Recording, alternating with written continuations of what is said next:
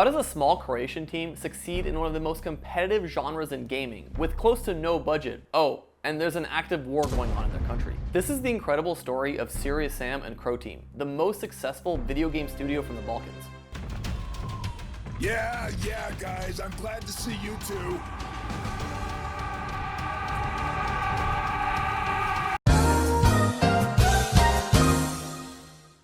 In order to tell... No, this doesn't feel right. Whoa. Way better, but not a big fan of crates.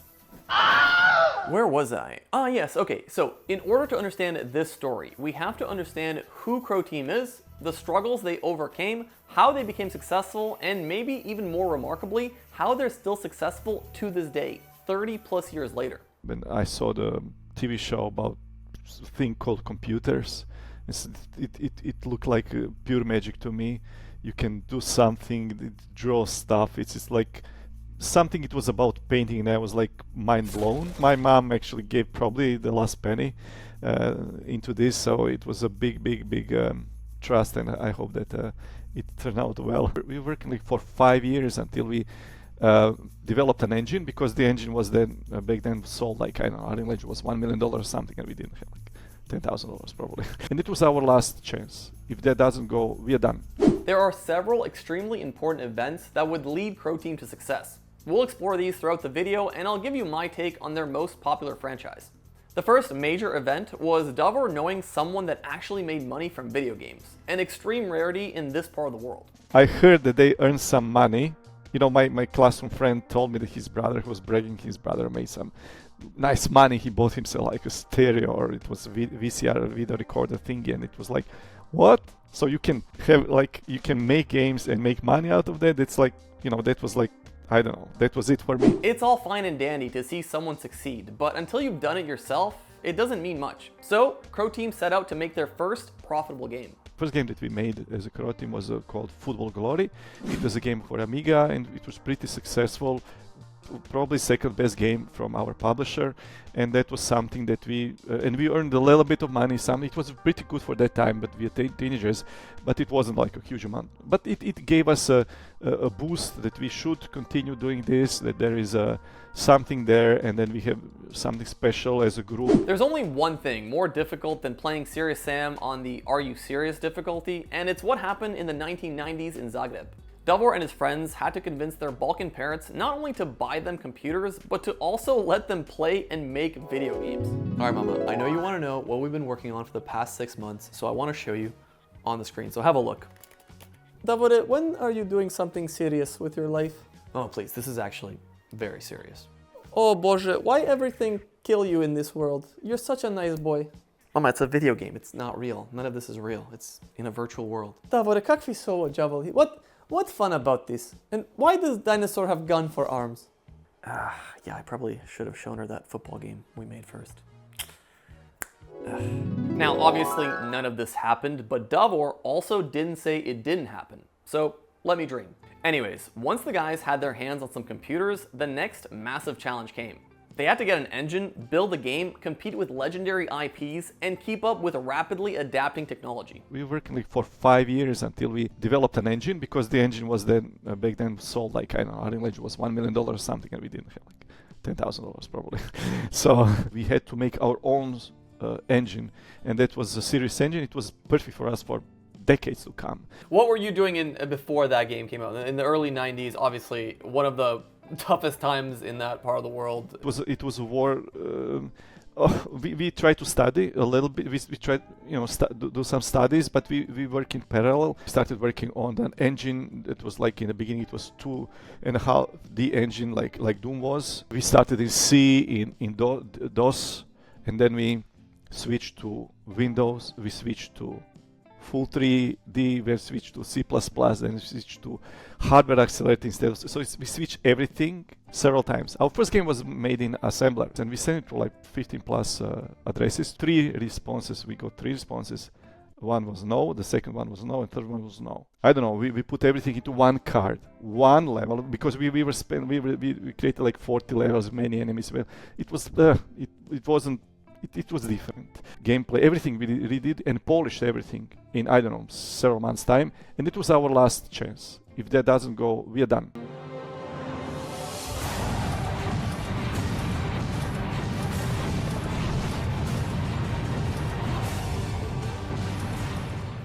And luckily for Davor and Croteam, this last Hail Mary really paid off. Serious Sam received over 1 million downloads in 2001, making it one of the most downloaded FPS demos, not just of the year, but of the early 2000s.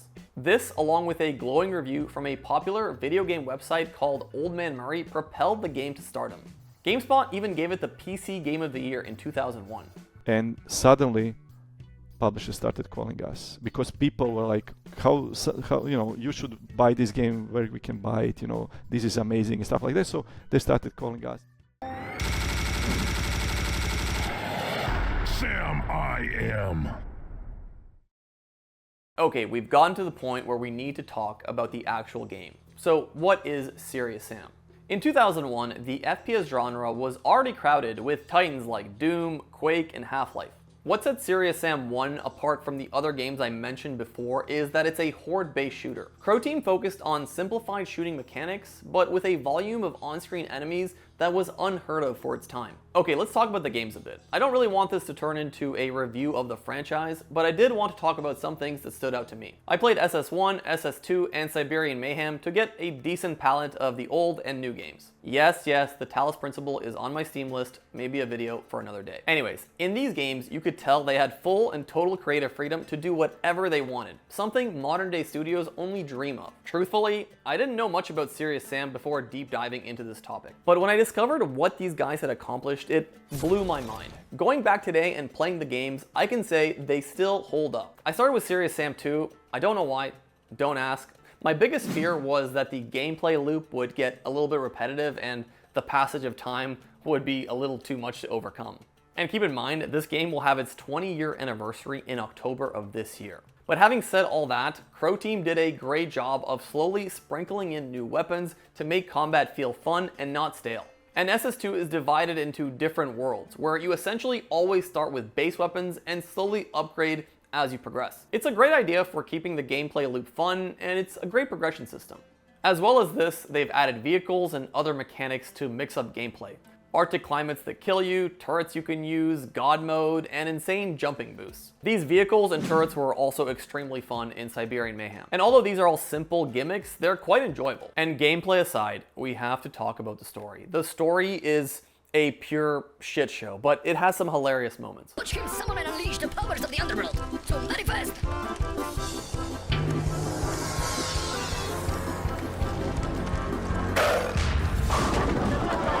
Do what you made me do. Now come out, or the lolly gets you. I just imagine Croteam in like a boardroom pitching this game to a publisher, and they get to a point where they have to explain the story. Okay, so for this part of the game, you actually shoot snowmen with rocket launchers, and then we jumped into the doomed canyon world, which... Wait. Yes? Don't just casually skip over that part. Oh, okay. Didn't really think there was many questions to be asked here, but sure. Yeah, I actually have a few questions. Am I the only one, really? Why are the snowmen sentient? Why are they trying to kill you? Where do they get rocket launchers from? Mike, I mean, if you're gonna focus on these like small details, it's gonna be a very long presentation, so. Well, I wouldn't say these are small things. Am I the only one, really? Okay, whatever, it's fine. People just wanna shoot stuff, keep going. Exactly, now if I could just get back into the next part here. We have Cactus, and they're wearing sneakers. And yeah, of course, you guessed it. They got rocket launchers. I actually think this sketch is quite plausible. Serious Sam is a game where you blow up the heads of the developers that made it, shoot snowmen with rockets, kill cacti with sneakers, and then lose your hearing to these headless kamikaze warriors. And yet, it all feels like it's perfectly in place. It's like if they took some weird acid dream and turn it into a video game. I love to ask developers how they knew they were creating something very special. Gameplay and story, interestingly enough, were not the reasons Davor knew this game would turn out great. His reason caught me completely off guard. If I would have to select hashtag for Croteam, it would be hashtag family. Actually, hashtag family is the hashtag for the Croatian national team. And this is the point. This is we do it because we love, respect each other, and we would give everything for our team members, and we don't never check how much any our team member works. We don't do that. People will not be working hard or will not be giving their all. You will just die out. See, other developers I talked to told me they had a very good game on their hands when people would stay after hours just to play it. And of course, Serious Sam is not an exception to this rule. But Davor's answer to this question is not only telling of why the game is so special, but why his team is so special. We worked like, I remember we worked like 364 days in a year. One day, actually, it was a Christmas time. Oh no, it was New Year's Eve, and we were there until 9 o'clock working. We rented one building, one apartment in a building that had like flat floor and like the topmost floor, and it was so hot. There was no air conditioning. It was like, I don't know, we were boiling. We were like coding in our underpants or something like that. We were completely naked up because it's sweating and going. You have photos of that? I can add in the video. Let me know. I don't know, but I don't know if you want to see them. For me though, if I really had to pinpoint one reason this game was so successful, I think it comes down to just how satisfying the shooting mechanics feel. Watching hundreds of enemies explode in front of you as you unload a hailstorm of bullets, rockets, and grenades, you just feel at peace, you know? And I think it's for a similar reason people like Left 4 Dead. In fact, another thing Serious Sam shares with Left 4 Dead is its co-op. Unlike other shooters at the time, co-op was designed into the core gameplay. While other popular shooters did have co-op, it felt more like a bonus addition and not a core gameplay feature. In fact, what's even crazier is that Serious Sam supported up to 16-player co-op. Mind-boggling in the early 2000s. I think satisfaction in mechanics is hard to quantify and measure, but when it's missing, you feel it. It's like a film with zero sound effects, or like an orchestra that's missing the French horn. It just feels off. It's really difficult to review a game that's 20 plus years old today, but for its time, it was a fantastic shooter, and the competition took note. And those guys, like id Software, Carmack Romero and the crew, like those are our heroes. Also with Tim Sweeney and real guys. We were visited by Romero the last year in Zagreb. It was a pleasure to meet him and talk to him what he meant for us. They received congratulations from their heroes at id Software, and they were even added to games like Duke Nukem. Why so serious, Sam? As remarkable as the origin story is with Croteam, it's even more remarkable that they're still around today. Very few studios stand the test of time, but there are over a dozen Serious Sam games, and these guys have gone on to make another successful franchise. And you wouldn't believe what kind of game it is. It's a Portal-style puzzle game with a deeply philosophical story. So what people said, like, you're not kidding me, like Croteam made the philosophical puzzle. Like they are making like brainless shooters, you know, like so it was nice marketing actually. What started out as 4 guys in a sweaty apartment is now a video game studio that has been around for 30 years and has over 40 employees. Is it one of the greatest success stories in video games? I think it is, and I think it deserves way more recognition. They've influenced countless other developers and worked alongside many of them to help them with their own projects. Scum was created by GameSpire and co-developed by Croteam. It's a Rust/Daisy-like game that sold over 1 million copies within its first 3 weeks. These are all fantastic developments, but when I asked Davor about success and what it means to him, it became very clear why this team has come this far. I tell you this, for the game developers, if you have enough money to make another game, you are successful.